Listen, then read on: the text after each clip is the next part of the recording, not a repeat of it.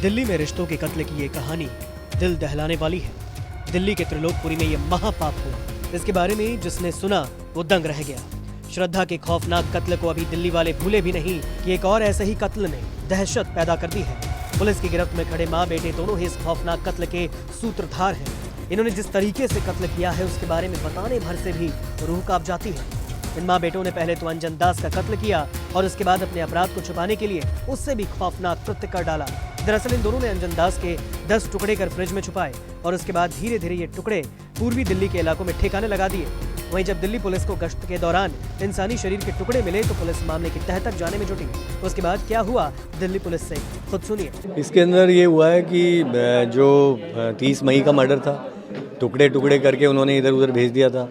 अब पुलिस के पास ये चैलेंज था कि पहले ये नहीं पता था कि टुकड़े किसके हैं, तो वो टुकड़े अब आज तक पता नहीं चल पाए थे।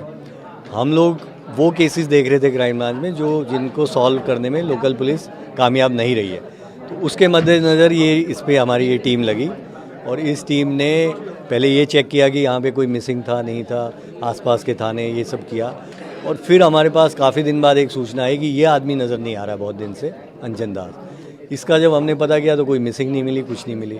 फिर ये कहाँ रहता था, किसके पास रहता था, तो हम इन दोनों के पास पहुँचे, पूनम और दीपक के पास। तब ये लंबी चौड़ी कहानी निकल के आई कि ये पूनम इसके साथ रहने लगी। पहले कल्लू के साथ रहती थी, उससे पहले सुखदेव तिवारी बिहार में इसकी शादी हुई थी और कल्लू से इसका लड़का दीपक था। और दीपक और ये दोनों इससे परेशान थे क्योंकि ये इनके पैसे भी छीन लेता था, कुछ बुरी नज़र रखता था। जो इसकी पहले कल्लू से जो बेटी थी उस पर जो डाइवोर्स हो चुकी थी और जो दीपक की जिससे लड़की से शादी हुई थी उनके ऊपर और उल्टे सीधे काम करने की कोशिश करता था। तो इन्होंने एक ये पूरा प्लान बनाया कि इसको शराब पिलाएंगे, शराबी ये था ही, और इसको नशे की गोलियां मिला देंगे। उसके बाद इसको मार के इसके टुकड़े टुकड़े करके अलग अलग जगह पे दबा देंगे या फेंक देंगे ताकि किसी को आज तक पता ही नहीं चल पाएगा कि कौन था, किसकी बॉडी थी, किसकी लाश। गिरफ्तार दोनों आरोपियों की पहचान पूनम और दीपक के रूप में हुई। मृतक का नाम अंजन दास बताया गया। पूनम को पति अंजन दास के अवैध संबंध होने का शक था। पुलिस ने अपने प्रेस कॉन्फ्रेंस में बताया कि मृतक अंजन की बुरी नीयत पूनम की बहू और उसकी तलाकशुदा बेटी पर थी। कुछ ऐसा ही पूनम ने भी कहा कि अंजन उसके बच्चों के साथ बुरा करता था। क्यों मारा था, कुछ बोलोगे? वो मेरे बच्चों के साथ गलत कर रहा था। अच्छा, गलत नियत रखता था, इसीलिए करा मैंने ऐसा। अच्छा, मैंने नहीं, मेरे बेटे ने करा। अच्छा, आपने नहीं मारा? नहीं, पर आपको सब पता था? नहीं, आपको सब पता था? बेटे ने। दरअसल पूनम के पहले पति कल्लू से 3 बच्चे, 2 बेटी और एक बेटा दीपक था।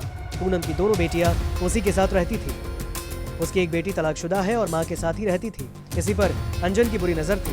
पुलिस ने बताया कि अंजन पहले से ही शादीशुदा था। उसके बिहार में 8 बच्चों की फैमिली थी। उसने ये बात पूनम को नहीं बताई। इसी धोखे और अंजन की बुरी नजर के कारण पूनम और उसके बेटे ने हत्या की प्लानिंग की।